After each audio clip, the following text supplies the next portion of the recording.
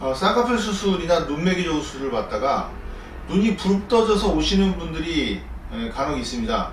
아마 본인은 상당히 놀랬을 것입니다. 왜냐하면 눈을 예쁘게 하려고 수술해서 졸려 보인다면 오히려 좀 난데, 눈이 과하게 떠지거나 부릅떠 보인다면 정말 난해한 일이 아닐 수가 없는데요. 대개 그런 경우 수술 받은 병원에서 이제 6개월 정도 지켜보고 판단을 하자, 이렇게 말을 많이 듣는데요. 문제는 그 6개월이 너무 고통스럽고 일상생활이 어려운 것이 바로 문제라는 점입니다.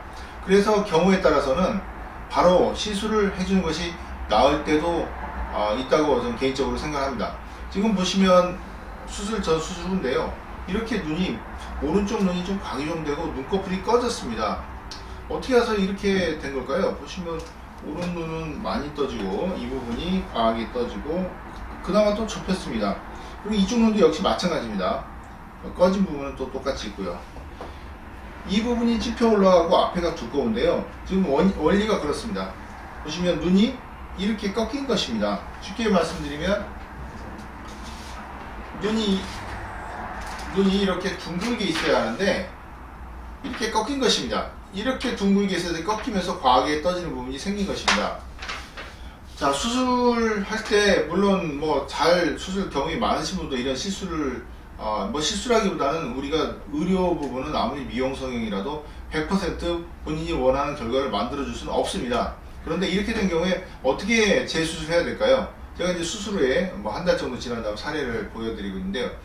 이렇게 꺾인 거는 가운데 부분만 풀어줘서는 되지 않고 다시 이렇게 늘려줘야 됩니다. 그게 바로 핵심 기술입니다. 왜냐하면 이렇게 꺾인 원인이 가운데를 예를 들어서 눈매 교정을 하거나 안검하 수술할 때 많이 당겨서 그렇지만 끌려왔다는 이유가 바로 양쪽에서 문제가 생긴 거거든요. 그래서 양쪽을 이렇게 잡아주지 않으면 과교정된 것이 교정이 안 되고요, 삼각형으로 꺾인 부분이 보완이 되지가 않는 것입니다. 그래서 그런 부분들을 생각하고 수술해야지 그 과교정된 부분이 정상적으로 돌아오고 눈 앞쪽부터 얇은 쌍꺼풀이 될 수 있는 것입니다. 지금 보시면 두껍게 시작하지 않습니까? 양쪽 다 마찬가지입니다. 그런데 왼쪽이 더 심할 뿐이죠. 대개는 이렇게 되면 왼쪽만 문제가 있고 오른쪽은 정상이라고 많이 생각을 합니다. 왜냐하면 급한 쪽이 왼쪽이니까요. 그렇지만 양쪽에 문제가 있는 것이고요.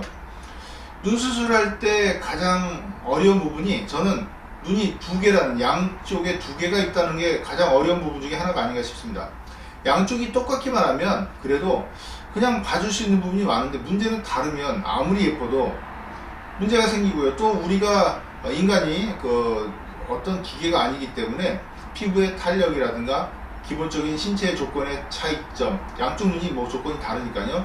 눈뜨는 힘도 다르고, 그리고 자로 재수할 수 있는 그런 기계가 아니기 때문에 대칭을 맞추는 그런 감각, 그 감각이 쌍꺼풀 수술, 즉 양쪽에 있는 그런 눈이기 때문에 가장 극복해야 되고 좀 경험이 많이 쌓여야 되는 어려운 점 중에 하나가 아닌가 생각합니다.